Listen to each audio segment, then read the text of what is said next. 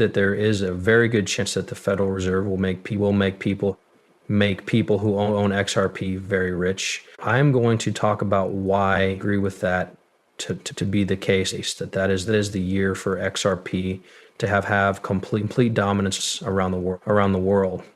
A few different things that affect my price predictions for XRP, which is why I think it will completely take over the cryptocurrency market and maybe even become the most valuable cryptocurrency in the world.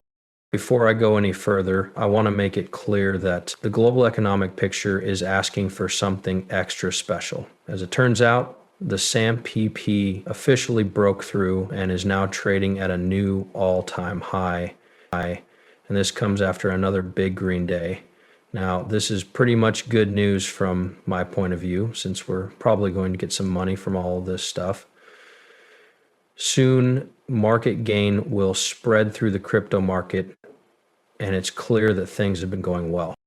Again, Bitcoin is setting new records and XRP is doing very well above 3. This is great news, but we haven't seen this level of growth or this much money flowing into the crypto markets yet. So yes, I do think we're going to see another big rally very soon, which has nothing to do with any of the information I'm going to give you guys today. That's pretty good. One more thing to note is that the U.S.'s credit card debt has grown by $51 billion in the past year and now stands at a staggering $1.09 trillion. For example, this graph shows how much the United States debt has grown over the last 4 years. It is truly amazing. In other words, you could see this as a bad thing or a good thing.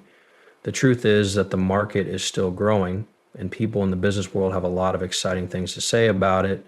Different types of cryptocurrency, the Federal Reserve, and a lot more.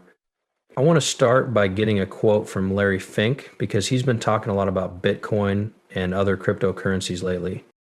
He's the CEO of BlackRock and is in charge of trillions of dollars worth of assets. He's also a big believer in Bitcoin and cryptocurrencies in general. This video is pretty crazy, so I'm going to play it for you in case you are worried about the value of your currency going down or the security of the U.S. economy or government. There may be a worldwide currency called Bitcoin that can calm people's fears, and I'm a big supporter of using it as a tool. So if that turns out to be true and you see that it can be a good hedge against maybe hope protection or stocks, the question is whether you should see a 2 or 5% allocation. I was with the Sovereign Wealth Fund this week, and that was the topic of conversation. Like, we should have some baseline allocation to cash if there's announced misrepresentation. So there's so much context that you can give it that if anyone saw that conversation, they would know that it would be equivalent to 5,700,000 Bitcoins, which is pretty crazy, right? This kind of conversation is important because it's the same kind of conversation that the Federal Reserve and the American government will start having. You can already see that many states in the US and other countries have started using Bitcoin as a strategic reserve asset. This is great because of everything Larry said, including the fact that it may be a way to protect against inflation and that more and more people are starting to use it in this modern digital age. But you should also think about the Federal Reserve of the USA, which has trillions of dollars in assets, all 50 states in the US government, and all the other major world powers such as China and Russia. All of Europe has trillions of dollars more in their strategic reserve asset pools. So yeah, it adds up pretty quickly. That's why Larry Fink is saying that Bitcoin will go from $600 to $700 per coin. And I think this is a completely reasonable estimate. If every US state is having these kinds of talks, Bitcoin should really go much higher. You know, you may be wondering what this has to do with XRP. Well, wait until I tell you what I'm about to tell you about the Federal Reserve. Before we talk about that, there is one more important quote I need to play for you from Coinbase CEO Brian Armstrong, who said that President Trump is excited about a strategic Bitcoin reserve. Brian Armstrong has recently talked with Trump, so pay attention. You've had the great chance to meet 2 times with President Trump, before the election and after. how serious is he about a strategic Bitcoin reserve? I didn't ask him that directly, but I think he's excited about it. I mean, he really wants to be the first Bitcoin president. Cynthia Lamas in the Senate is really, I think, the one writing the law around a strategic Bitcoin reserve. And I think it's a great idea for the U.S. Without a doubt, has supplies in many areas, gold, oil, I think, like rare materials like palladium and all of these other things. And so, I think the market is moving to Bitcoin as a standard for money. Any government that holds gold reserves must also hold Bitcoin reserves. I think we got it right. So Cynthia Lamas is the name we need to keep an eye out for.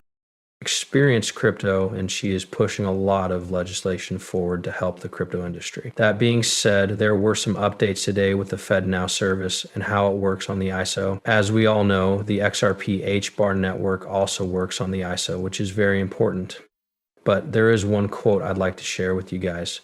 Some financial institutions have said they wanted FedNow to be set up before finalizing the Ripple real-time payment method. In case you missed it, by studying all the paperwork from both Ripple and the Federal Reserve, you can see how closely their goals are aligned. For example, you can see that the Federal Reserve built the FedNow service to help make regular bills faster and easier to use in the coming years. But the important thing is that many of the businesses that will be using FedNow and Ripple know that they need to work together, which is, again, a very important point. And especially when we look at XRP's main goal.